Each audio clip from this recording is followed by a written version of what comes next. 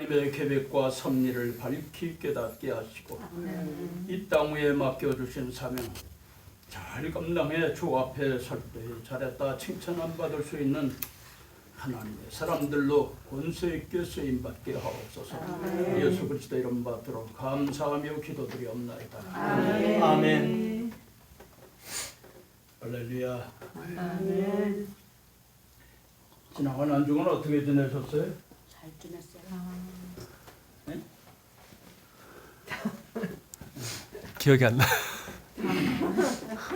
성경을 한 절을 한번 읽어보시겠습니다. 요한계시록 11장 15절 말씀. 일곱째 천사가 나팔을 불매 하늘의 큰 함성들이 나서 가로되 세상 나라가 우리 주와 그 그리스도의 나라가 되어 그가 세세 푸른 왕노로 다스리리라. 아멘. 우리가 하나님의 말씀을 연구하기 때문에 그 연구하는 부분에는 큰 틀을 볼 수가 있어야 됩니다. 작게 어느 한 부분만 터치할 게 아니고 크게 그래서 연구가 우리의 하나님의 말씀을 연구하는 데에 언제나 그 틀이 있어요.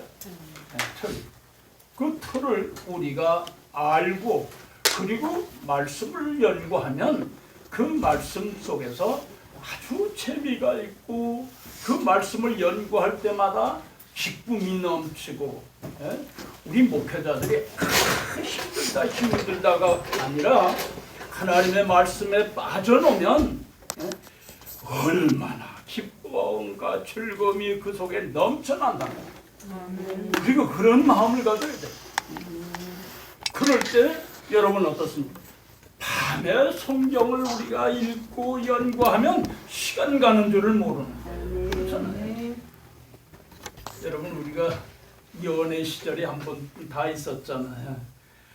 그냥 얼마나 재밌어요. 둘이 만나면 그냥 시간 가는 줄 모르잖아요. 12시야 빨리 가야 되겠다. 이거 쫓겨나기 전에 가야 돼. 그런 시절이 있었잖아요. 마찬가지. 우리가 하나님의 말씀을 그렇게 진지하게 사랑하고 말씀 속에 빠져들어가면 그런 모습이 돼요. 시간 가는 줄을 모른다면 목회자들은 그런 경험이 있어야 돼요. 그럴 때 우리가 하나님의 말씀을 붙잡게 되는 것이지 이거 그냥 그래 놓으면 말씀은 저만큼 도망가. 그러니까 여러분들이 말씀을 사랑하세요. 말씀을 사랑해야 돼. 내가 말씀을 사랑하는 것만큼 주님이 말씀의 주님께서 내 속에 찾아오신다. 그러니까 여러분들이 꼭 그렇게 하세요. 그래서 우리가 하나님의 말씀을 연구할 때는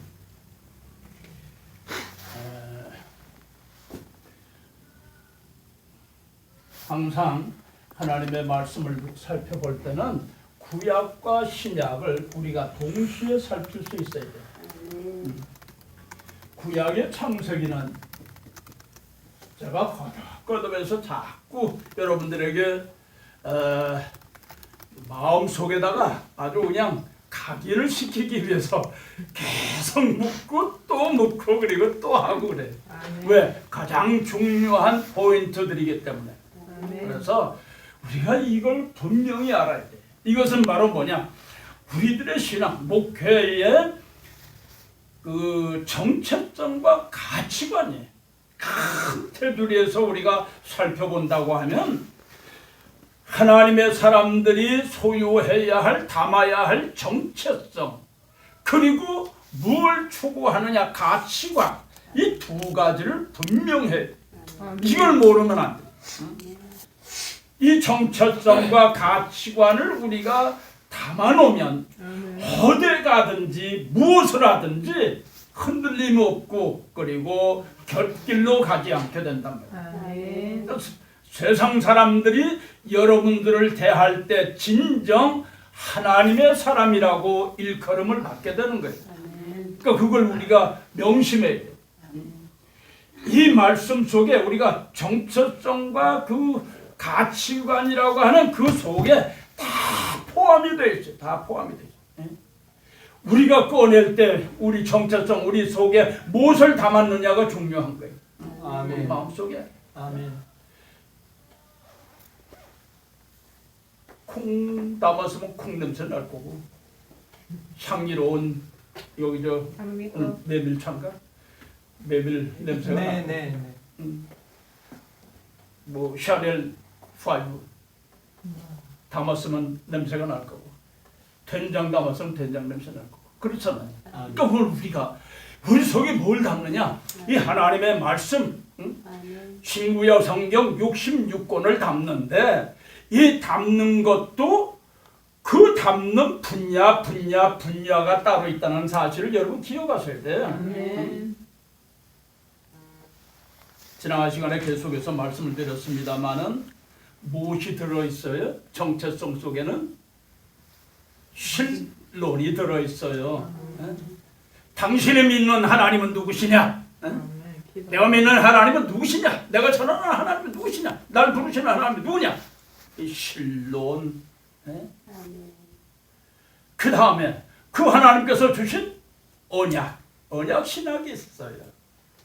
그 언약하신 말씀을 어떠한 역사적인 과정을 통해서 이루셨느냐? 역사 신학. 그걸 어떻게 성취하셨고 이루셨느냐? 종말 신학. 우리 목회는 어떤 목회를 해야 되느냐? 목회 신학. 우리가 이 목회를 하기 위해서 어떤 체험을 가져야 되느냐? 체험 신학. 하나님과의 교제 신학. 이와 같이 이런 신학적인 부분이 따로 우리 속에 정립이 되어야 된단 말이에요. 이게 정립이 되지 아니하면 우리가 복음을 전하는데 중구난방이 되어버리고 말아요. 이걸 우리가 분명히 해야 돼요. 분명히. 이걸 담고 있어야 여러분들의 목회가 바른 목회가 될 수 있어요. 그리고 바로 증거할 수 있어요. 누구를 만나든지 우리가 이 복음을 확실하게 전할 수가 있어요. 그러니까 이걸 우리가 알아야 돼. 이걸 알아야 돼. 이걸 모르면 안 돼. 반면에 창세기로부터 요한계시록까지의 이 내용과 또 신약에서 우리는 마태복음으로부터 시작해서 요한계시록까지 구약은 가나안 땅을 말씀을 하셨어요. 즉 구약의 모든 말씀들은 이 39권의 내용과 신약의 27권의 내용은 같아요. 내용이 똑같아요.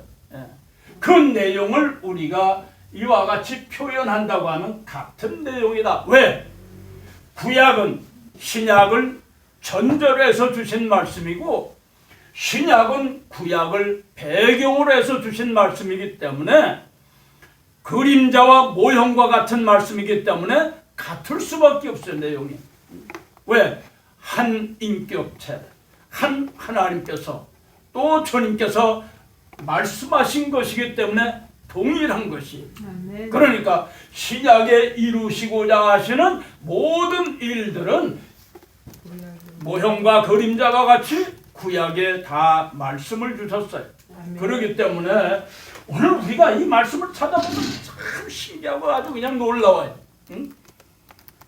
하나님의 언약, 구약의 말씀은 어떠한 내용입니까?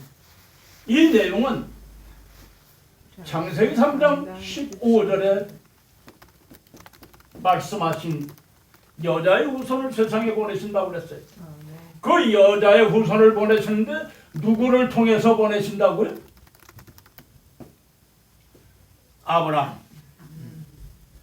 아브라함을 통해서 약속하셨어요.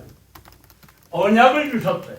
이 언약한 것을 창세기 15장에서 역사적인 과정을 말씀하셨는데 7가지 과정을 말씀하셨어요.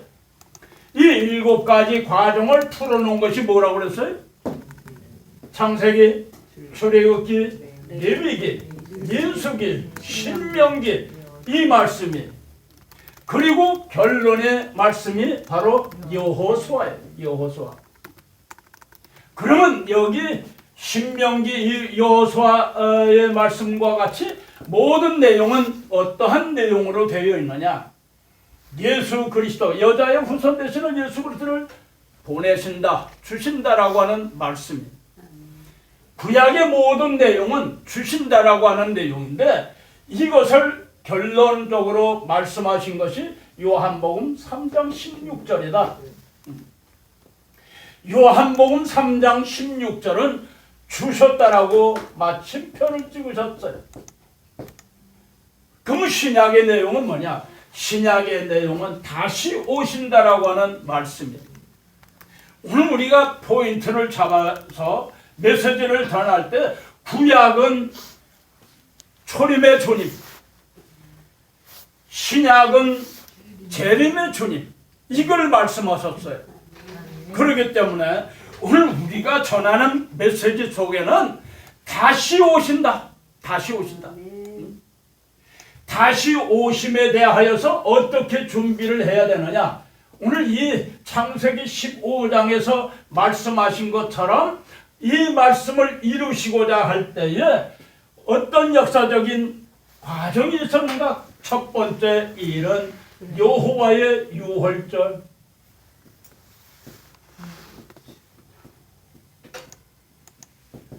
여호와의 유월절이 있었어요. 첫 번째 출애굽하기 위한 여호와의 유월절. 여호와의 유월절 이후에 이스라엘 백성들은 40년을 광야 생활하면서 훈련을 받았어요. 40년 동안 훈련받는 동안에 가나안에 들어가기 위하여서 그들에게는 하나님께서 명령하실 때 어떤 명령을 주셨느냐? 어떤 명령을 주셨느냐 하면 이 가나안 땅에 들어가기 위한 40년 이 생활 속에서 하나님은 나팔을 만들어라 그랬어요. 나팔. 민수기 10장의 말씀을 보면 나팔을 만들어라 그랬어요. 그럼 왜 이 나팔을 만들라고 하셨는가? 이 나팔의 효능은 백성들을 모을 때, 소집할 때 평음으로 부르라. 반면에 적군을 향해서 나아갈 때는 나팔을 울려 부르라. 두 가지 용도로 사용을 했어요. 이와 같이 나팔을 만들게 하시고 그 나팔을 만든 것을 가지고 가나안을 들어갈 때에 제일 첫 번째 여러분들이 아시는 것처럼 여호수아서 6장으로부터 11장까지의 내용을 보면 이 여리고성 함락이 있어요. 두 번째로는 여러분들이 아시는 것처럼 아이성 전투가 있었어요. 그리고 세 번째 이 모든 가나안 땅에 살고 있는 하솔연합군의 전투가 있었어요. 이 전투를 끝으로 여호수아서 11장 23절에 보면 전쟁이 끝났더라. 전쟁이 끝났어요. 아멘. 이거를 다시 확대해서 12장으로부터 마지막 28장까지의 내용을 보면 이 내용은 어떤 내용이냐? 주신 땅에서 전쟁이 끝난 가나안 땅을 쟁취한 후에 12지파에게 나누어 줬어요. 지역으로. 나누어 준 것처럼 신약에도 동일해요. 그리고 21장 43절로 45절의 말씀을 보면 전쟁이 끝났는데 어떻게 끝나느냐 하는 것을 자세하게 다시 풀어주셨어요. 그래서 이와 같이 전쟁이 끝난 것을 일컬어서 이 21장에서는 하나님께서 약속하신 건 하나도 남음이 없이 다 이루었다. 다 성취되었다. 그리고 마침표를 찍어주셨어요. 신약은 어떠냐? 신약 동일해요. 똑같아. 이 마태복음은 복음이잖아요. 복음을 통하여서 역사할 때 어떤 역사가 있었느냐? 여러분들이 마태복음, 마가복음, 누가복음, 요한복음, 마태복음, 마가복음, 누가복음, 요한복음 중에서 뿌리는 어떤 복음? 요한복음. 요한복음은 복음의 뿌리예요. 뿌리. 이 복음의 뿌리로 말미암아 나타난 모든 사건들이 마태복음, 마가복음, 누가복음이에요. 그러면 이 요한복음에는 어떠한 것을 기록하고 있는가? 여기에 말씀과 같이 이런 역사적인 과정이 있는 것처럼 사도행전 1장 8절의 말씀이 예루살렘과 온 유다와 사마리아와 땅끝까지 이르러 복음을 전하라. 이것이 바로 구약에는 창세기 15장의 내용이고 신약에는 사도행전 1장 8절의 내용이에요. 그래서 예루살렘과 사마리아와 유다와 땅끝 이와 같이 복음 전한 것이 어떤 경로를 통해서 이렇게 전해졌느냐? 이것이 로마로부터 유다서까지 내용이에요. 이게 내용이란 말이에요. 이것은 광야 40년 생활했던 때에 이스라엘 백성들이 경험하고 체험했던 것처럼 로마서로부터 시작해서 유다서까지의 내용은 바로 이스라엘 백성들이 체험한 거예요. 이스라엘 여러 가지 체험. 이 속에 여러분들이 21권이잖아요. 이 21권 속에 광야 40년 이스라엘 백성들이 살았던 것을 그대로 다시 표현하고 있어요. 다시 그대로 있어요. 로마서 또 갈라디아서, 에베소서, 빌립보서, 모든 이 내용의 말씀은 여기 40년이 경험했던 모든 내용이 바로 여기 있어요. 그러니까 이 속에 여러분들이 살펴보면 이 속에 모세가 목회를 했고 이 속에는 베드로와 누가 목회를 했어요? 사도 바울이 목회를 했어요.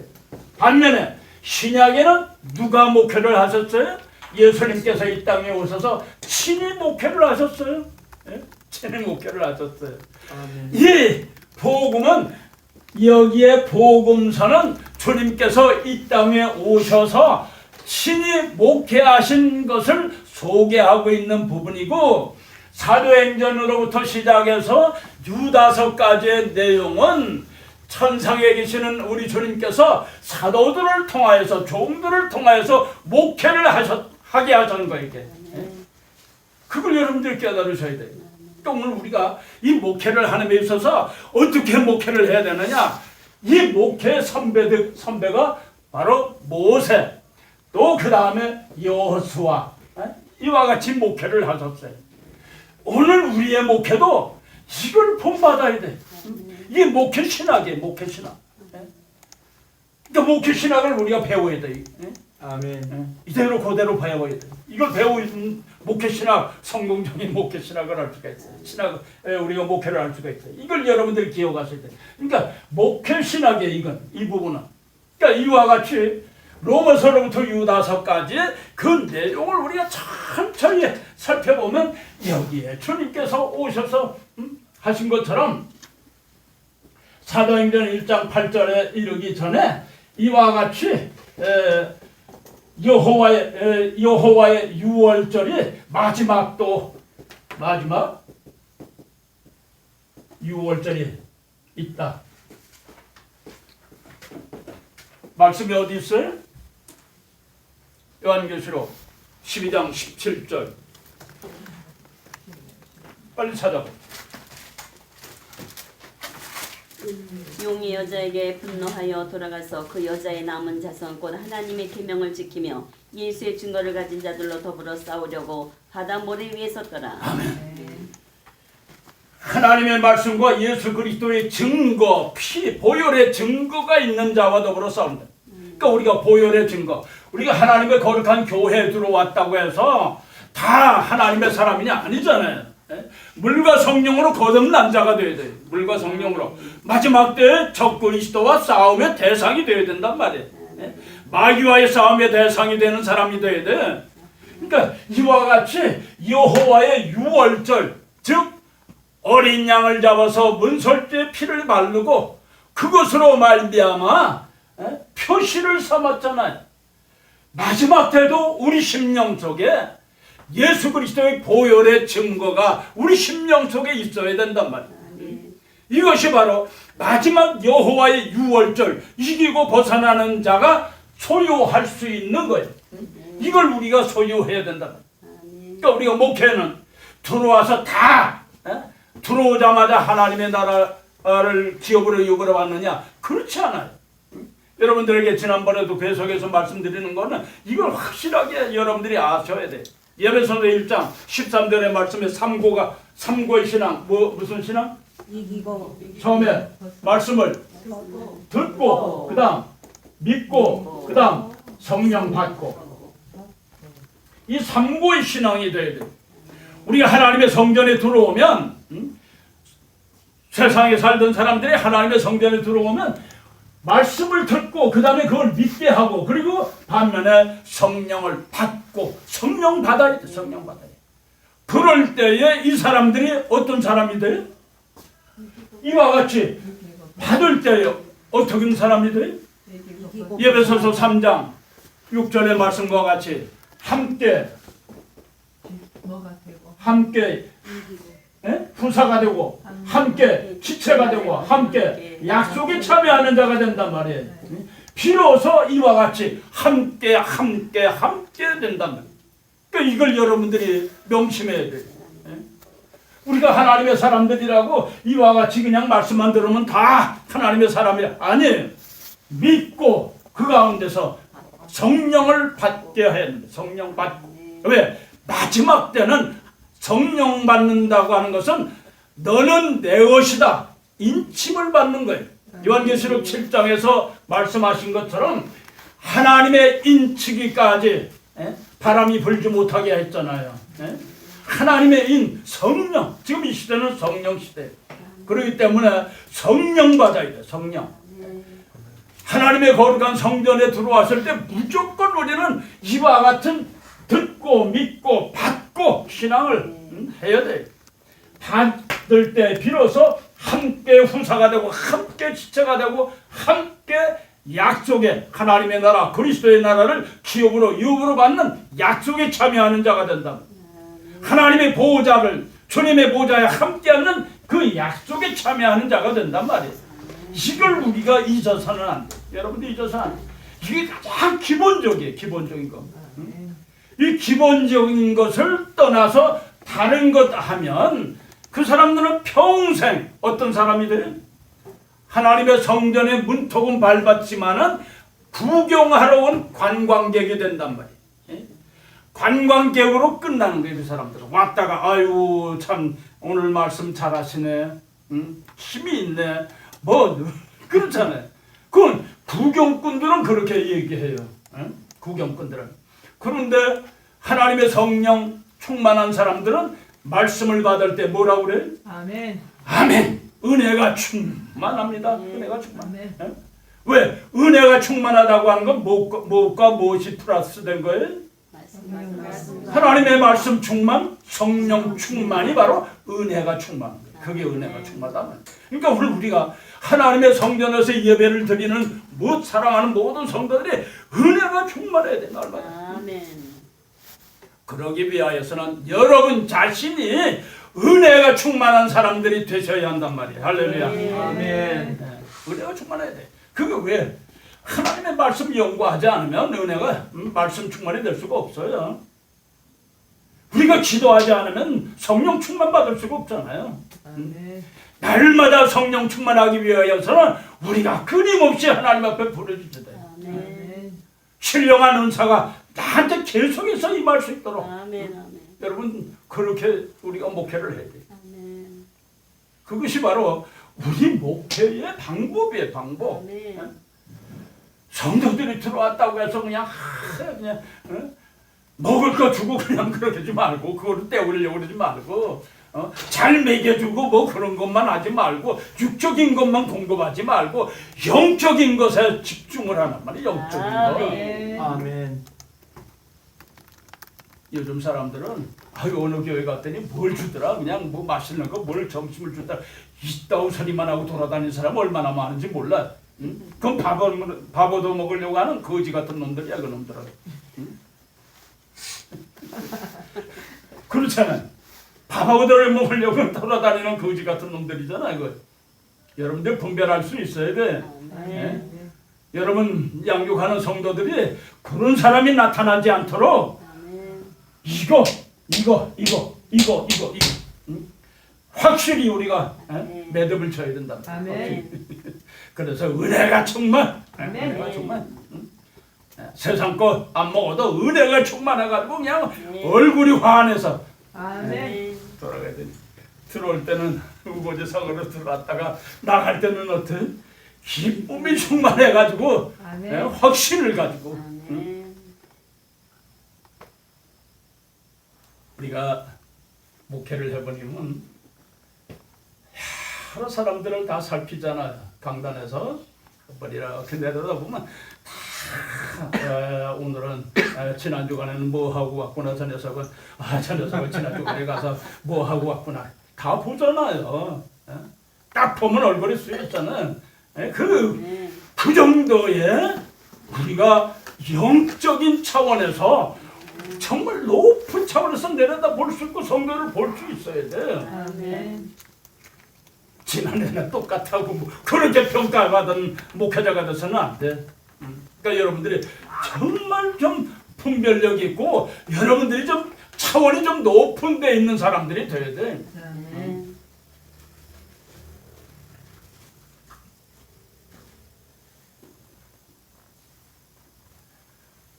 어떤 분이 그러더라고요.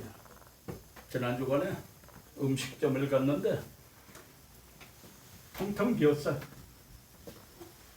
음식을 시키고선 앉아 있으니까 사람들이 꾸역꾸역 들어오는 거예요. 그냥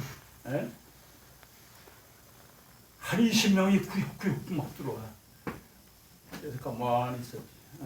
그래, 더 들어올 거다. 그런데 한참 있더니 주인이 와가지고 목사님이시죠?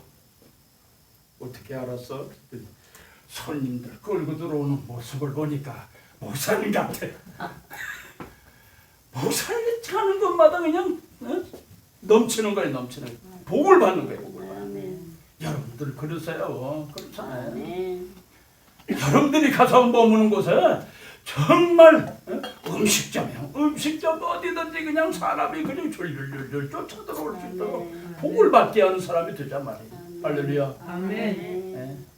나는 전도사가 돼가지고 그러지 말고 우리는 목사나 전도사나 강도사나 누구를 막론하든지 그거 따질 거 없어요. 하나님의 사람이라고 하면 그런 모습도 좀 보여줘야 돼.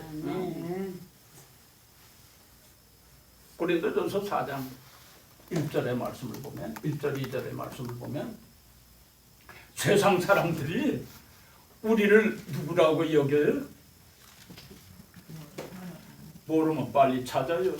가장 실제 마땅히 그리스도의 일꾼, 그렇지. 하나님의 비밀을 맡은 그렇지. 하나님의 일꾼, 주님의 일꾼, 그리스도의 비밀을 맡은 자. 이렇게 여긴단 말이에요. 내가 그렇게 말하는 것이 아니라 세상 사람들이 우리를 그렇게 알고 여겨주는 거예요. 인정해주는 거예요. 할렐루야. 인정받는 사람들이 되세요. 여러분 가정사에서도 마찬가지. 가정에서조차 우리가 인정받지 못할 그런 목회자가 돼서는 안 돼.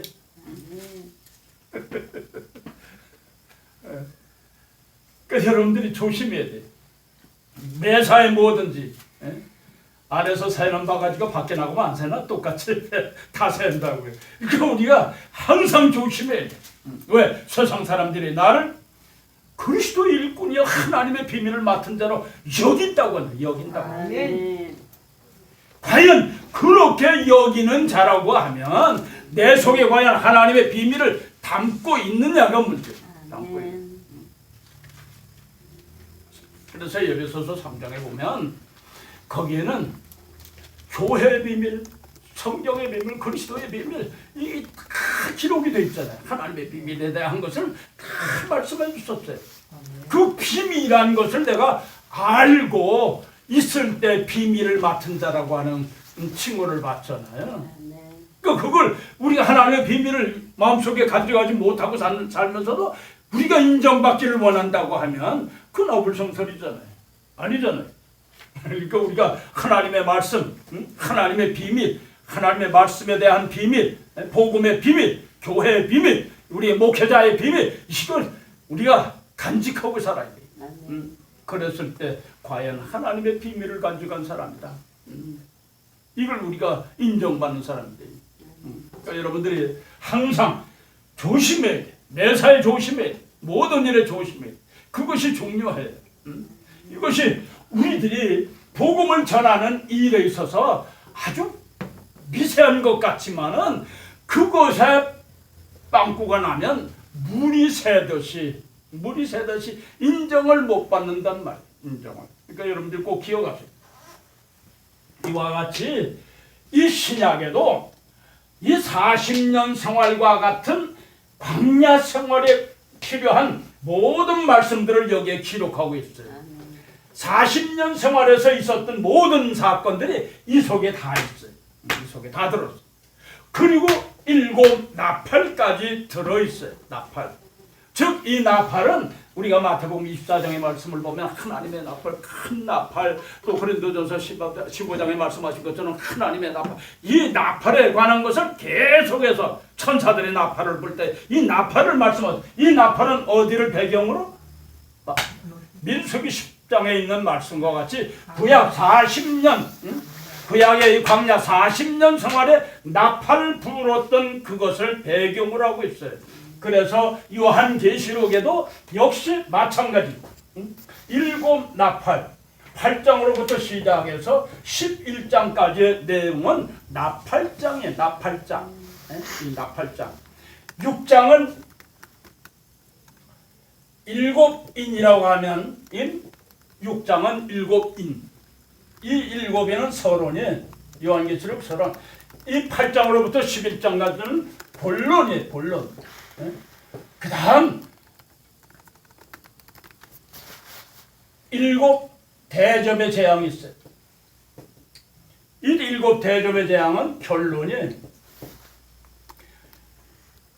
여러분들이 8장으로부터 시작해서 11장까지의 내용 구약과 똑같아요. 구약에는 여호수아서 보면 여호수아 6장으로부터 시작해서 11장까지 내용이 나팔장이에요. 나팔장. 이 나팔장에 여리고성, 아이성, 그리고 하사르 연합군 이 3가지 큰 전쟁이 있었어요. 이 전쟁과 아울러서 신약에도 8장으로부터 11장까지 내용을 보면 7 나팔이 기록이 되어 있어요. 7 나팔 가운데 8장에 있는 나팔은 남과 북에 대한 전쟁. 그 다음 9장에서는 동서의 전쟁. 그 다음 11장에 가서는 마지막 아마겟돈 전쟁. 이후에 11장 이후에 된 모든 일들은 무엇을 말씀하시고 있느냐 하면 8장으로부터 시작해서 11장까지의 내용을 풀어서 어떻게 역사를 했느냐, 하나님께서 어떤 역사를 했느냐, 이걸 자세하게 풀어서 말씀하신 것이 바로 12장으로부터 시작해서 22장까지 내용이에요. 이걸 여러분들이 먼저 이 전체적인 것을 머리에 담아놓으면 하나님의 말씀을 연구하는 데에 오류를 범하지 않아요. 그 말씀 똑같으니까. 구약에서는 여호수아서 11장 23절에 끝났지만은 신약에서는 계시록 11장 15절 이하에 끝이 난 거예요. 이미 주님께서 이 땅에 오셨다라고 말씀하시고 만왕의 왕으로서 상 주실 자와 그리고 멸하실 자를 구분을 하셨어요. 이걸 말씀하시고 있는 거예요. 지나간 시간에 제가 여러분들 찾아봤죠? 한번 보십시다. 17절 말씀. 옛적에도 계셨고 전에도 1장 4절 한번 봅시다. 1장부터 다시 한번 봅시다. 1장 4절.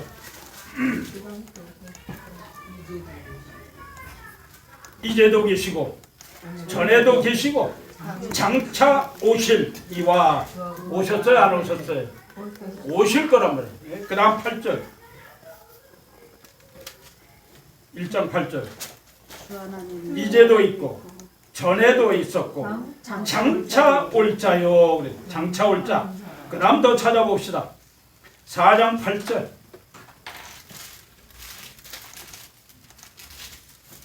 4장 8절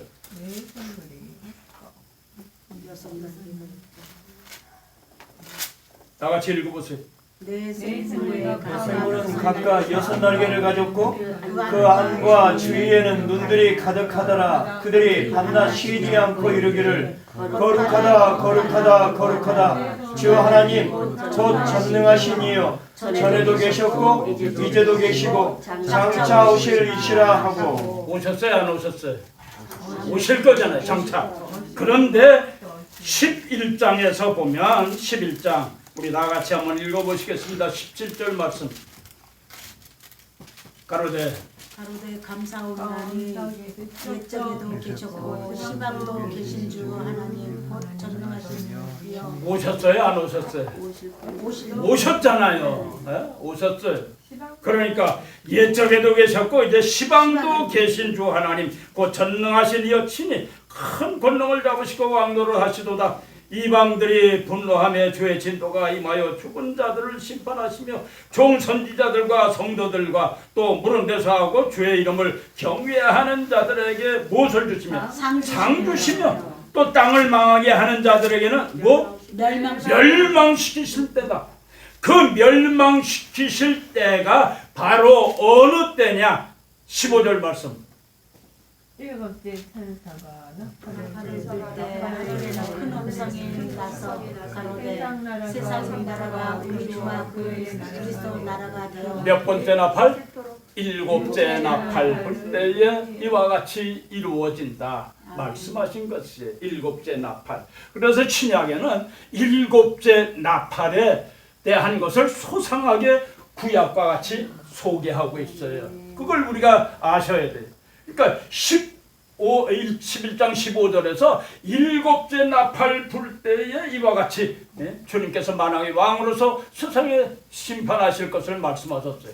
이걸 10장 7절에서는 신약과 구약의 모든 말씀들을 통틀어서 우리에게 소개하고 있는 분. 우리 한번 다 같이 암송해 보십시다. 일곱째 천사가 소리내는 날 그 나팔을 불게 불 때 하나님이 비밀이 거정 선지자들에게 전하신 복음과 같이 이루어리다. 예, 일곱째 천사가 소리내는 날 그 나팔을 불게 될 때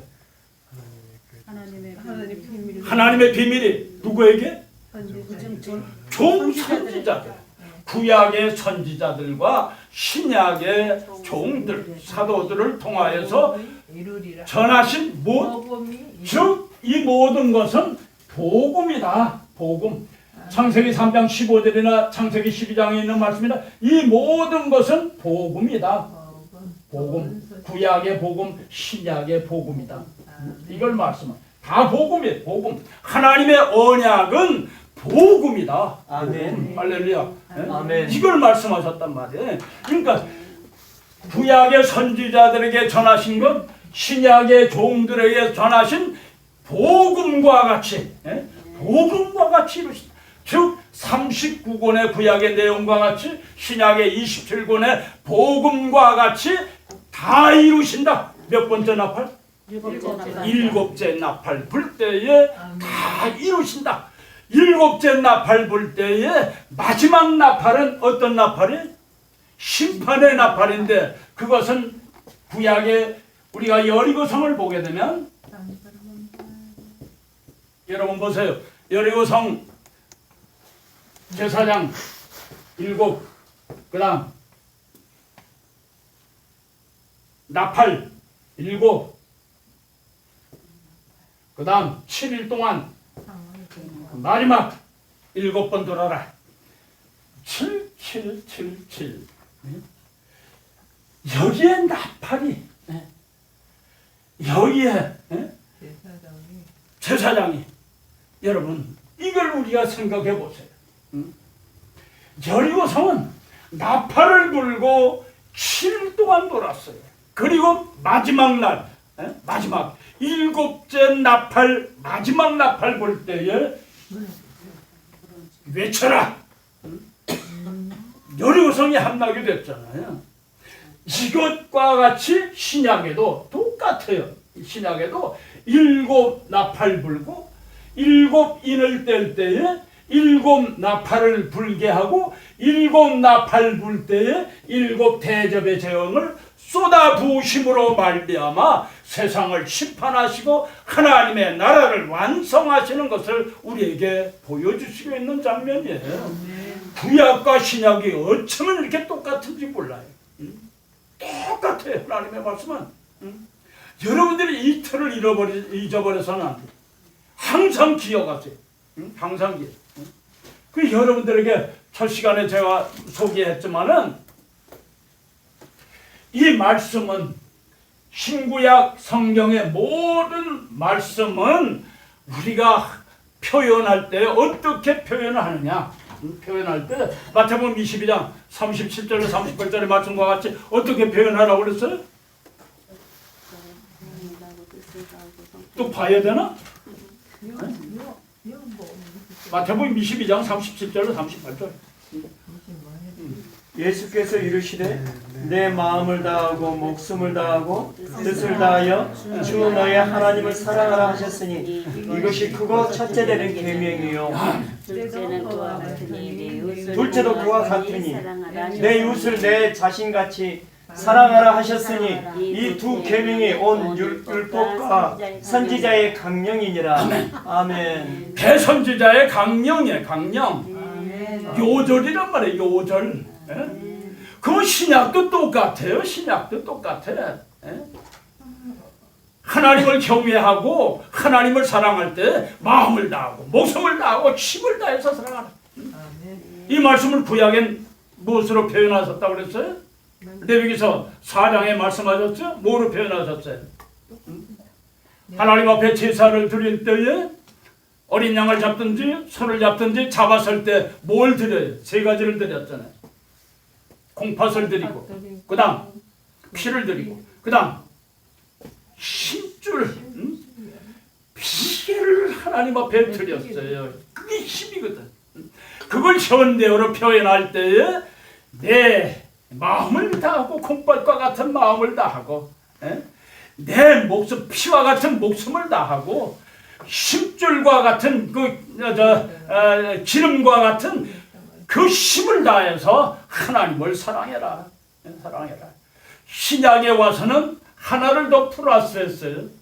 내 이웃을 내 몸과 같이 사랑해라. 이걸 말씀하죠.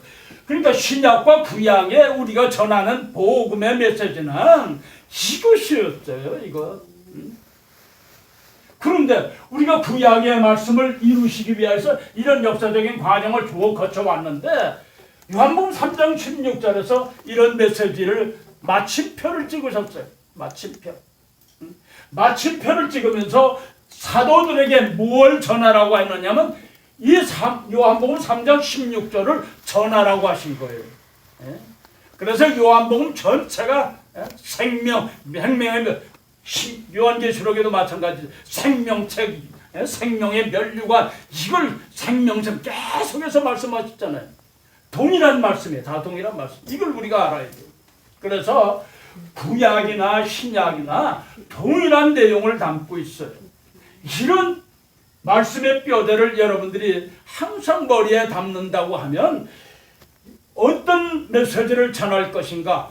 광야 생활에 대한 메시지를 전할 것인가? 그렇지 않으면 마지막 때에 대한 말씀을 전할 것인가? 이걸 우리가 항상 포인트를 잡았을 때에 이것에 대한 배경을 살펴보고 이 배경에 하나님께서 가나안을 들어가기 위하여 뭘 준비하라고 했느냐? 하나님의 사람들이 지금 광야 생활이잖아요. 광야와 같은 이 생활에서 우리가 하나님의 나라에 들어가기 위하여서는 뭘 준비해야 되느냐 하는 것을 여호수아를 통해서 말씀하셨잖아요. 우리가 그걸 전하면 돼. 너희는 백성들은 뭘 해라? 양식을 준비해라. 용사들은 무장을 해라. 백성들은 성결해라. 거룩해야 된다. 그걸 말씀하셨어요. 하나님의 나라, 그리스도의 나라는 거룩이잖아요. 거룩. 24장로들과 많은 성도들이 하나님을 찬송하잖아요. 거룩. 그렇다고 하면 우리는 이 거룩, 요한계시록에서 특별히 우리들에게 말씀하시고자 하는 것은 뭘 말씀하셨느냐 하면 우리를 하나님의 사람들이 어떤 모습으로 양육하기를 원하느냐, 즉 왕같은 제사장이라고 그러지. 우리를 왕같은 제사장으로 하나님 앞에 드리기를 원하십니다. 즉 왕이라고 하는 것은 정치적인 것이고 제사장은 어떤 것이에요? 종교적인 부분이에요. 즉 우리는 제사장으로 하나님을 찬송하잖아요. 하나님의 나라에서 여호와 하나님을 찬양하는 찬양. 왕은 어때? 우리는 그리스도의 자녀이기 때문에, 후사이기 때문에 하나님의 자녀잖아요. 왕이잖아요. 왕권을 가지고 있잖아요. 그래서 우리를 일컬어서 이와 같이 왕같은 제사장. 베드로후서 3장에도 동일하게 말씀하셨죠. 왕같은 제사장. 그래서 이 왕같은 제사장이라고 하는 것을 우리에게 거듭거듭 강조하고 있는 부분이 바로 요한계시록의 말씀이에요. 기독론이에요. 기독론. 우리를 어떤 사람으로 세우기를 원하는가? 어떤 사람으로 하나님의 나라에 들여지기를 원하느냐? 왕같은 제사장 우리가 양육해서 그런 사람들로 하나님 앞에 드리기를 원한다면 이게 목회자가 해야 할 일이에요. 목회자가. 아멘. 이 땅에서 왕같은 제사장들로 다 만들어가지고 하나님 앞에 바쳐지는 거예요. 아멘. 이게 중요해요. 그러니까 여러분들이 그냥 성도라고 해서 드리는 것보다는 하나님의 나라에 그냥 들어가는 것보다는 우리의 최고의 목표가 어디예요? 천국. 그건 이제 일반 성도들 얘기고. 우리 보좌 옆에 그래. 이기고 벗었는. 요한계시록 3장 21절이 있잖아요. 응? 천국 들어가는 걸 목표로 하는 것은 일반 평신도들이 하는 얘기고 목회자가 최소한도 추구해야 할 그것이 있잖아요. 요한복음 계시록 3장 21절 한번 찾아봅시다.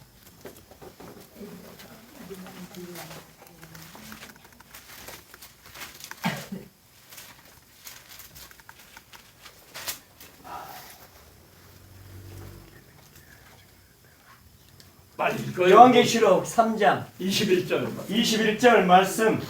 이기는 그에게는 내가 내 보좌에 함께 앉게 하여 주기를 내가 이기고 아버지 보좌에 함께 앉은 것과 같이 하리라. 아버지 아멘. 보좌에 함께 하신다고요? 하나님 아버지의 보좌. 주님의 보좌에 함께 하신다잖아요. 아멘. 네? 우리가 양육하는 하나님의 사람들은 다 하나님의 보좌, 주님의 보좌에 함께한. 왜? 우리는 왕같은 제사장들이기 때문에 주님의 보좌가 내 보좌가 돼야 되잖아요. 우리 후사들이니까. 후사는 왕이잖아요. 왕자들이잖아요. 네? 그러기 때문에 주님께서 말씀하셨잖아요. 내 보좌에 함께 하신다고 말씀하셨어요. 우리가 양육할 때 어떤 사람들로 양육해야 되느냐? 하나님의 보좌, 주님의 보좌에 함께 할 수 있도록 우리가 최선을 다해야 되는 거예요. 하나님의 나라에 그냥 턱걸이에서 들어가는 거로 마치는 게 아니고 최고의 목표가 주님의 보좌에 함께 하는 거예요. 이걸 우리가 알고 양육해야 되는 거예요. 이 양육을 해야 된다. 이걸 하지 못하면 여러분 어떨까요? 아쉽잖아요. 예. 아쉬워요. 우리의 역할을 다 하지 못한 것입니다. 그래. 그러니까 요한계시록 7장 9절의 말씀과 같이 우리가 전하는 사람들이 누구 앞에 서서? 주님 앞에 서는 사람들이 어떤 사람들이라고 그랬어요? 우리가 전한 복음의 메시지를 듣고 다 함께 후사가 되고 함께 지체가 되고 함께 약속에 참여하는 자가 되어서 왕같은 제사장들로서 이와 같이 양육했을 때에 주님의 보좌에 함께 앉는 그 모습을 우리들에게 소개하고 있잖아요. 우리는 이렇게 목회를 해도 좀 멋지게 목회를 하셔야 돼요. 아멘. 다른 사람 다 그냥 천국에 그냥 뭐 이렇게 들어가는 거 그거보다는 보다도 차원이 높은 주님께서 언약하신 것처럼 약속이잖아. 약속. 응? 우리 주님께서 최고의 약속을 주신 거잖아요. 응? 이 약속을 우리가 지키기 위하여서 그 약속에 나가게 하시기 위해서 우리가 최선을 다해야 돼요. 최선을. 그 방법은 이 방법. 이 방법. 이 방법밖에 없어요. 말씀을 듣고 그리고 믿어 그리고 받고 성령 받고 그래서 함께 후사가 되고 함께 지체가 되고 함께 약속에 참여하는 자. 그 약속에 주님의 보좌잖아요. 그러니까 우리가 이렇게 나갈 수 있는 자가 돼요. 이게 필요해. 그러니까 여러분들이 우리가 항상 하나님의 말씀을 연구할 때 큰 틀에서 좀 보란 말이에요. 큰 틀에. 작은 데 연연하지 말고 끝에 것만 자꾸 여기에 나타난 이런 사건만 요한복음을 기점으로 해가지고서 나타나는 이런 일들을 그것만 붙잡고 우리가 하지 말고 좀 큰 틀에서 성도들로 하여금 어떤 그 정체성에 대한 큰 비밀을 우리가 넣어줄 수 있는 자가 되고 여러분들이 양육하는 하나님의 사람들이 누가 물어도 당신이 믿는 하나님은 누구시냐 할 때에 당당하게 내가 믿는 하나님은 이런 분이라고 해서 우리가 소개할 수 있어야 된다. 그래서 내가 믿는 하나님 스스로 계시는 하나님 뭐 이만이 이 얘기만 하지 말고 이런 얘기 본격 있는 정말 말씀에 깊이 있는 그 내용을 담고 말할 수 있는 내가 믿는 하나님은 이런 식의 하나님이다. 그리고 말할 수 있는 자가 되어야 된다. 그게 중요해.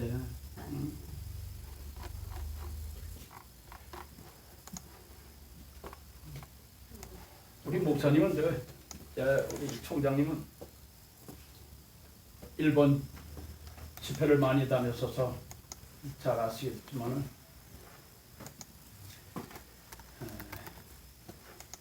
일본 신학생들도 오사카 신학대학이 있는데 그 신학생들도 내가 몇 가지 물어보니까 똑같이 대답을 해요. 평신도 수준밖에 안 되더라고요. 내가 믿는 하나님은 임마누엘 하나님 할렐루야 여호와 이레 하나님 여호와 라파야 하나님 여호와 그 얘기만 하는 거예요. 야, 그건 너희들은 그 평신도 수준밖에 안 된다 그랬더니 깜짝 놀라네.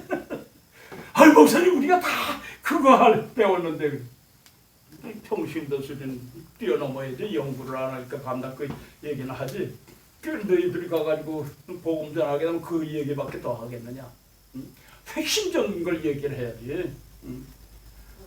그리고 가르쳐줬어요.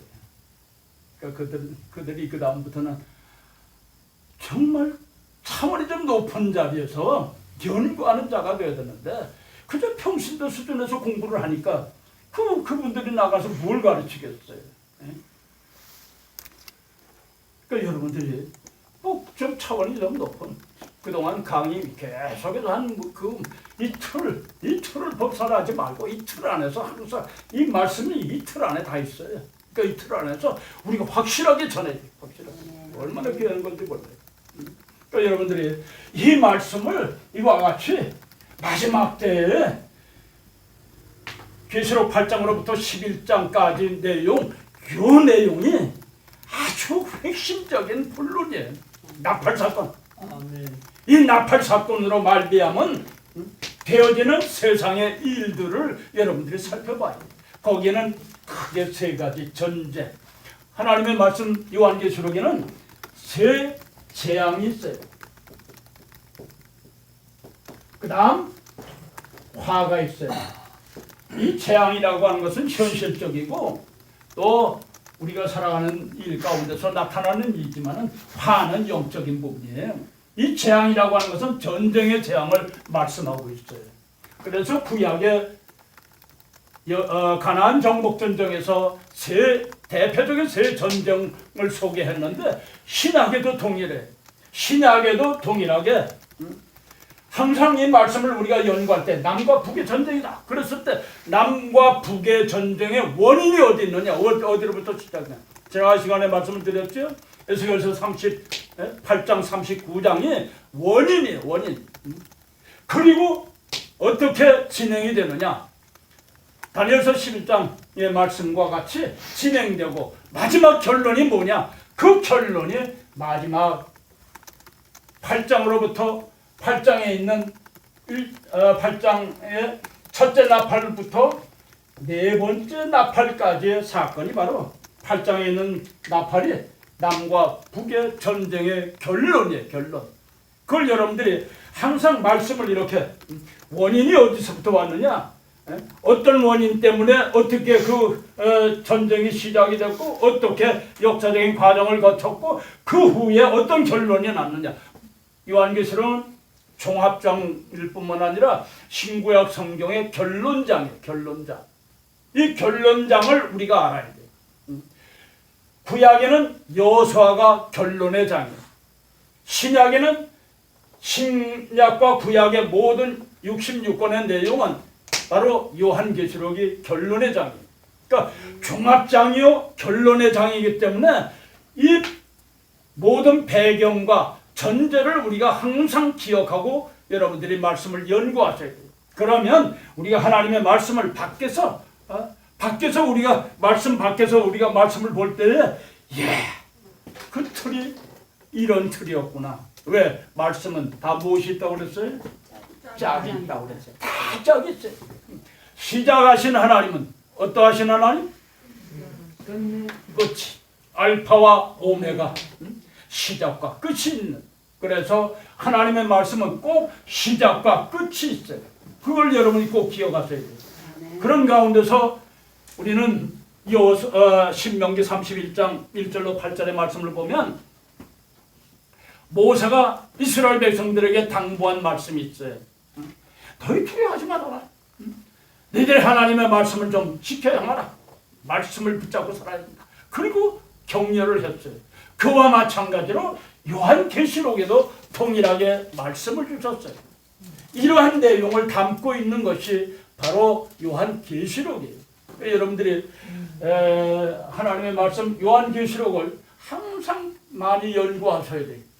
이 말씀 속에는 지난 시간에 말씀을 드렸습니다마는 우리가 요한계시록 12장은 창세기로부터 구약과 신약을 담고 있어요. 66권의 내용을 담고 있는 것이 바로 요한계시록 12장이에요.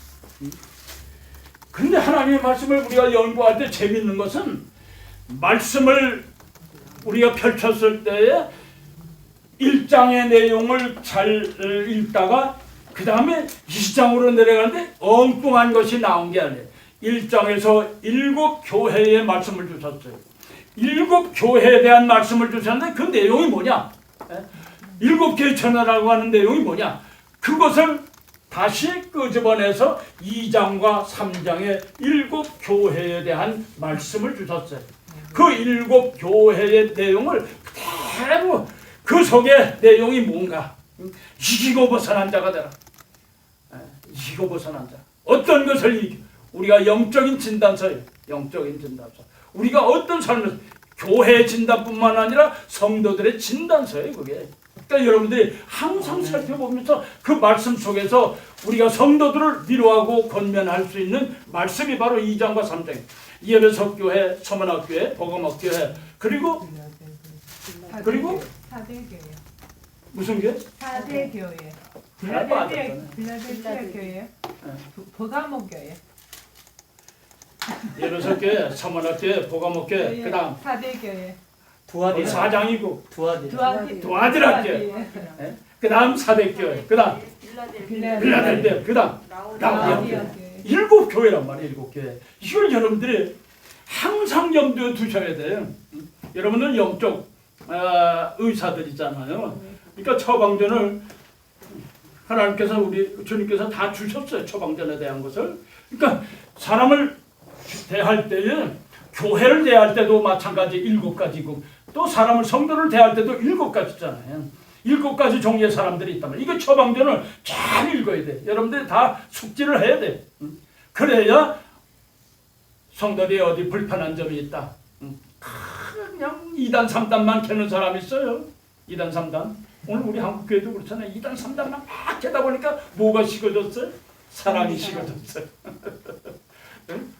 사랑이 식어졌어요. 그러니까 야 엄마 너 사랑 되찾아야 된다. 저 사랑 회복을 해라. 그리고 말씀하시잖아요. 응? 그게 우리의 현실이에요. 현실. 그러니까 여러분들 기억하세요. 그러니까 이런 걸 우리가 아셔야 돼요. 그런데 3장 21절에 가서 하나님의 보좌, 주님의 보좌가 나오잖아요. 하나님의 보좌가 어떻게 생겼지? 주님의 보좌는 어떻게 생겼지? 그걸 띄워서 4장과 5장과 6장에서 창조주 하나님의 보좌, 구속주 하나님의 보좌, 심판주 하나님의 보좌를 우리에게 펼쳐주시잖아요. 그걸 펼쳐주신 거예요. 대선지자로 오신 예수 그리스도는 어떤 분이냐? 요한계시록 4장에 말씀하셨고 하나님의 보좌를 말씀하셨고 그 다음에 구속주 하나님으로 세상에 오신 예수 그리스도는 어떤 분이냐 하는 것을 5장에 소개하고 그 다음 6장에 가서는 심판주 하나님으로서 이 땅에 찾아오신 만왕의 왕이 되시는 예수 그리스도의 보좌는 어떤 보좌냐? 그걸 바로 6장에서 소개하고 있잖아요. 그래서 심판 첫 번째, 인때일 때, 두 번째일 때, 세 번째. 그걸 마태복음 24장에 마가복음 13장이나 누가복음 21장에 각각 소개하고 있잖아요. 똑같은 내용. 이런 걸 여러분들이 잊어서는 안 돼요. 그 6장에서 7인 떼고 그 앞에 설 자가 누구냐? 그랬을 때에 7장에서 이런 사람이 서는 사람이다. 그리고 소개하고 있잖아요. 하나님의 입맞고 그리고 내가 전한 하나님의 사람 하나님의 사람들이 어떤 사람들이냐? 주 앞에 서는 자. 그걸 7장 14절에 말씀할 때 그 사람들은 환난 가운데서 나오는 사람인데 어린 양, 예수 그리스도의 피로 어린 양의 피로 씻음을 받은 사람들이다. 그걸 소개하고 있잖아요. 그러니까 하나님의 말씀은 요한계시록은 말씀을 읽고 끝말에 가게 되면 우리가 잘 모르는 부분을 끄집어내서 그 다음 장에 소개를 하고 있어요. 그러니까 여러분들이 꼭 그렇게 읽어보세요. 그럼 또 나오고 그 다음에 7장에서 그런 말씀을 나왔을 때 그 다음 8장으로 넘어오니까 7 나팔부고 은혜의 보좌가 있고 심판의 보좌가 나오잖아요. 1절서부터 5절까지 보면 은혜의 보좌가 있고 심판의 보좌. 그 심판의 보좌에 심판이 시작하니까 7 나팔을 불기 시작하니까 첫째 나팔, 둘째 나팔, 셋째 나팔, 넷째 나팔. 이 나팔로 말미암은 어떤 것이냐? 여러분들이 그 모습에 대한 말씀을 여기에 소개하고 있잖아요. 남과 북의 전쟁. 그런데 8장에서 뭘 말씀하셨느냐 하면 8장에서 화를 말씀하셨어요. 이 화가 뭐가 화지? 여러분 화가 뭘까요? 이걸 궁금하게 여기시니까 9장에서 화에 대한 것을 우리들에게 소개하고 있어요. 9장을 딱 열으니까 첫 번째 화는 어디로부터 올라온 건데? 무조갱이로부터 올라왔는데 황충의 화. 무조갱이는 어떤 곳일까요? 무조갱은 어떤 곳이에요? 지옥이겠죠. 말씀 어디 있어요? 21장인가? 20장. 20장에서 소개를 하고 있잖아요. 거기에는 그 속에는 종이요, 예뱀이요, 마귀요 이놈들을 잡아 가두는 곳이다 말이에요. 그거를 열어놓으신 거예요. 그러니까 이 모든 것을 다 보여주시는 거예요. 다 보여주는 거예요. 하나같이다. 그 화. 하나님의 사람들은 이와 같이 듣고 믿고 받고 후사가 되고 지체가 되고 약속을 받은 사람들은 이 화에는 상관이 없다. 관계가 없는 사람들 있다. 왜? 하나님의 입맞은 자는 너희들이 해하지 말라.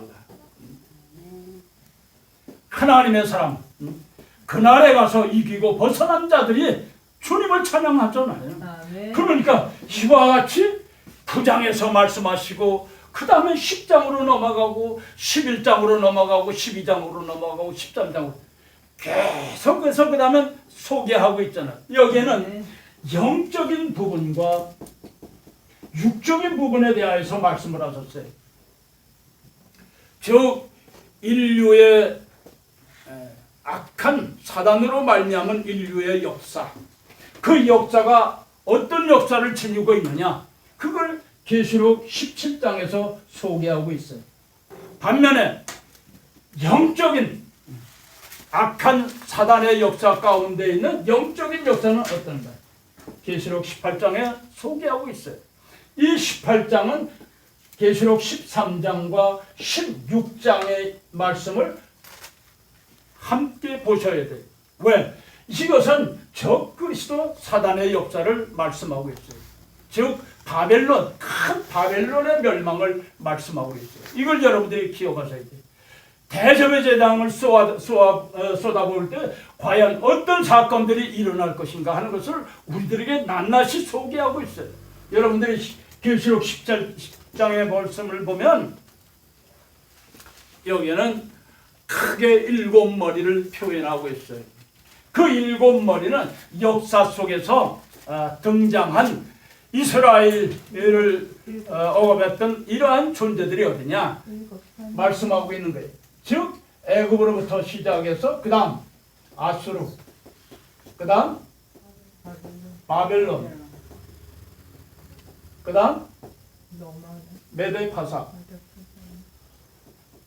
그 다음 헬라, 그 다음 롬.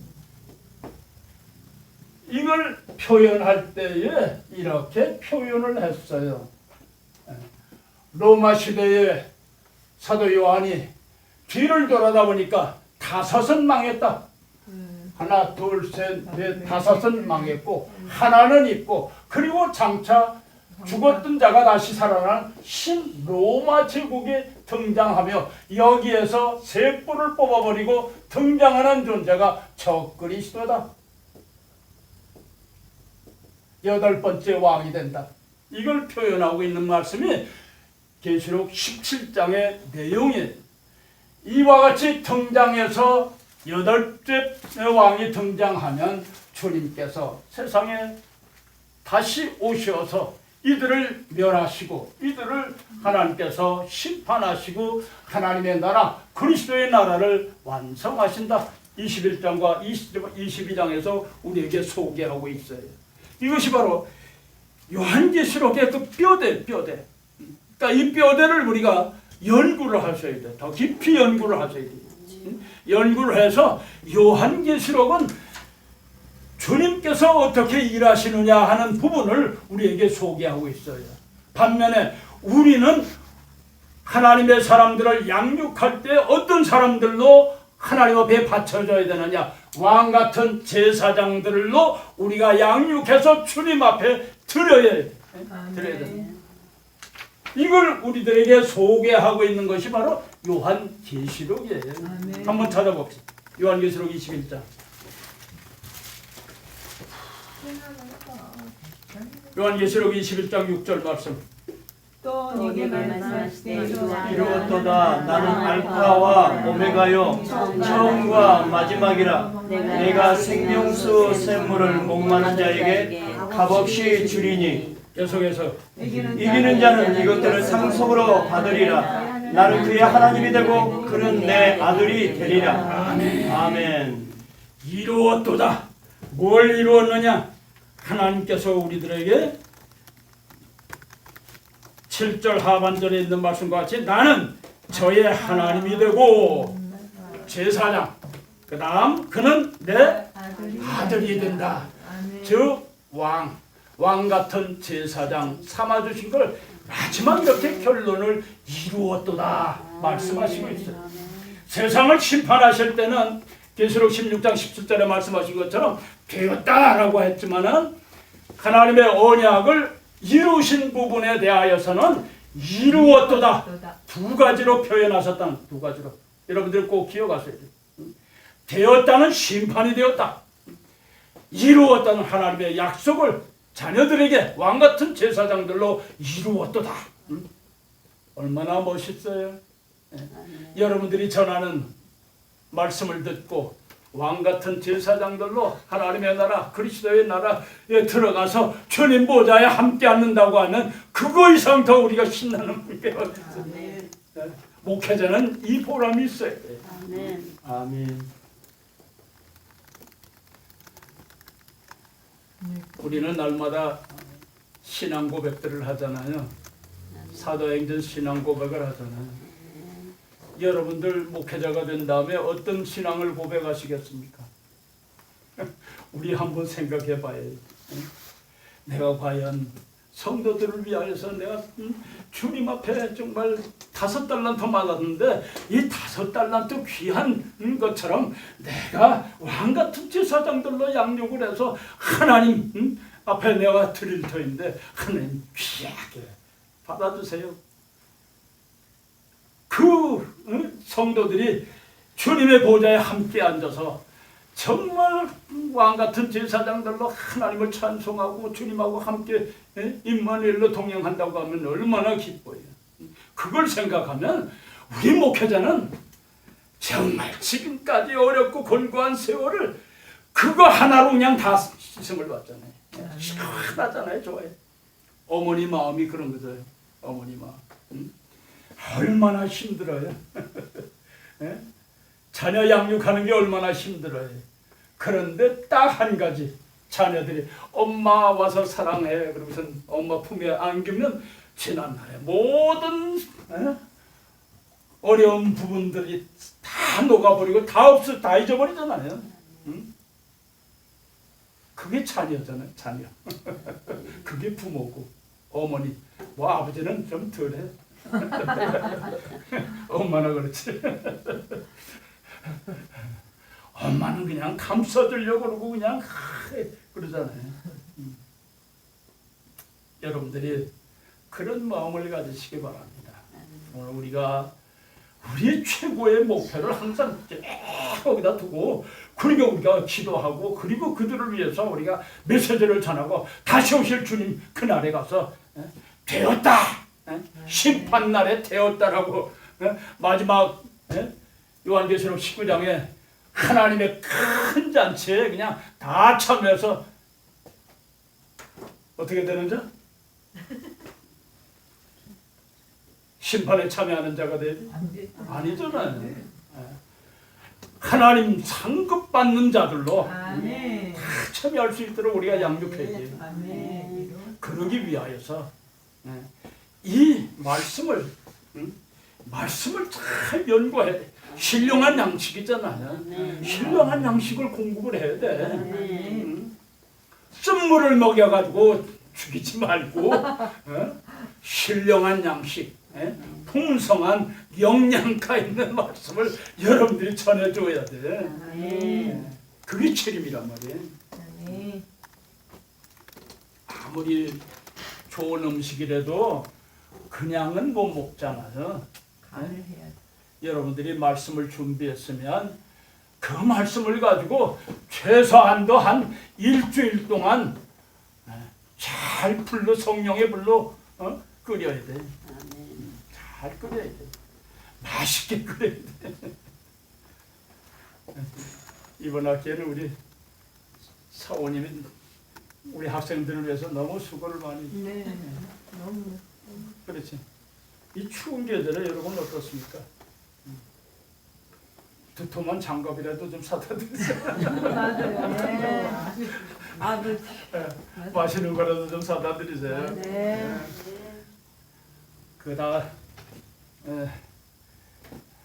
눈물 젖은 빵을 먹어본 사람이라야 그거 형편을 아는 거예요. 그렇잖아요. 여러분들이 아무리 그래도 아마 우리 배 목사님도 마찬가지. 배 목사님도 성도들이 오면 그냥 뭘 해서 먹이려고 그냥 만들어 놓잖아요. 그게 하루 이틀이 40년을 그렇게 했어요. 42년을. 예? 목회 42년 하면서 그걸 그렇게 뒷바라지를 다 했어요. 또 뭐 장 보러 간다고 그냥 그러면 또 차 가지고 또 가야 되고 뭐 그렇게 하기를 42년을 했단 말이에요. 그러니까 내가 그 사정 알지. 그러니까 여러분들도 그 사정 알고 귀하게 여기세요. 아멘. 시간이 벌써 다 됐네.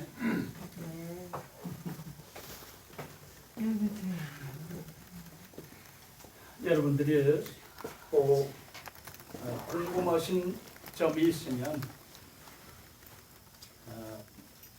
카톡에다가 남겨주시든지 이메일로 해서 해주시면 제가 답변을 해드리겠습니다. 전체적인 것으로 좀 알아야 되겠다 하는 그런 부분이 있으면 여러분들에게 강의 시간에 잠깐 멘트를 하겠습니다. 왜냐하면 이 시간은 여러분들이 질문을 받는 그는 좀 귀한 시간이 돼서 질문을 받을 수가 없어요. 그렇기 때문에 여러분들이 양해를 해주시고 혹 모르는 부분이 있으면 개별적으로 해주시면 제가 이 시간에 전부 알아야 될 부분 같으면 이 시간에 내가 잠깐 말씀을 드리도록 하겠습니다. 이제 시간이 얼마 남지 않았네요. 네. 앞으로 3시간 남았네. 3시간 남았는데 계속해서 구약과 신약을 통틀어서 여러분들에게 강의하는 것이니만큼 빠지지 않도록, 빠지면 이빨 빠진 것처럼 잘 모르는 부분이 많이 생겨나니까 빠지지 마세요.